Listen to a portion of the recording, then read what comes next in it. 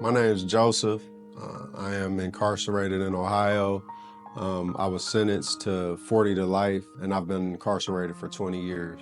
I was being sentenced to longer than I had been alive, and it just felt like it was over with. It felt like I had no reason to have hope anymore. It's strange because when I look back at it, it was like I always knew it was gonna happen. Either that or I was gonna die. Like it was like that was the fate of those that the lifestyle I came from. And so like just the beginning of it, man, like I was torn, like I was completely lost. And at that time we could smoke in here and stuff, and like that's all I did was smoke.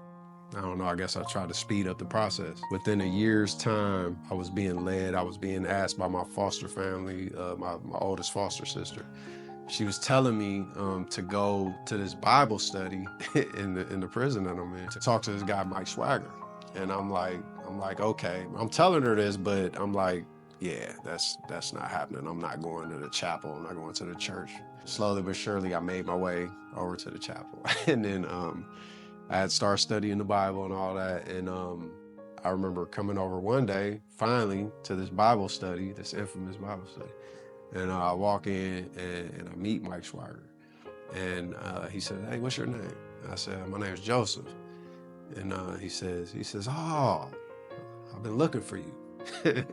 And from then on, just going to Bible studies and spending time and really learning what it looks like, being intimate with the Word, being intimate with God. The impact that coming in contact with true freedom, with the community over here at the chapel, it changed everything for me, because before I gave my life to Christ, I ran a store, which means I gave out items for more items back, and I gambled and that type of stuff just to get by. At that time, I considered that to be noble. I considered that to be like I'm doing the right thing. To switch up and start coming over here and then start being around people that are studying the Bible and living a godly life, it conflicted with what I was doing. But coming to Bible studies, learning who God is through His Word,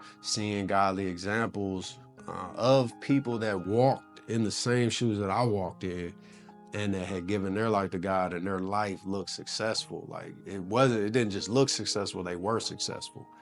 And leaving prison and really being who they were. Like it wasn't a facade, it wasn't a show. About the time that True Freedom had brought Grace Church here to be implanted, it was right around when COVID had lifted, and it was really at the perfect time, because before COVID hit, there was a very much alive church community here, and we had services like all the time. It was really alive. And then everything died.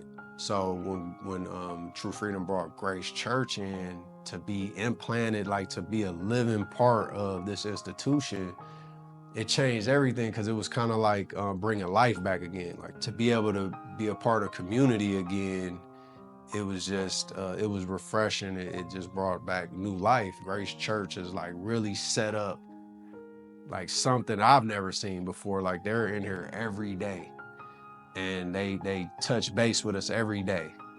There's a program going on, there's a service going on, there's something, and they include us in it to allow us to help them in that. And just to be seen as significant, like that is like, it means everything, especially in this position.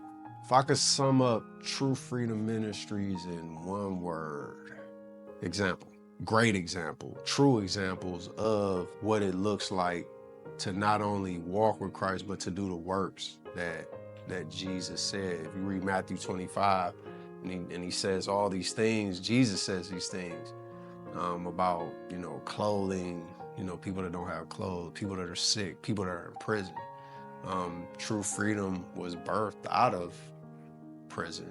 So to help free those that are incarcerated, not only inside fences, but there's a whole incarcerated population that walk outside of fences that don't even know they're incarcerated. When you don't have Jesus, you're incarcerated. So to just the name in itself, true freedom. Wherever the Lord is, there's freedom. And that's true freedom is found wherever Jesus is. So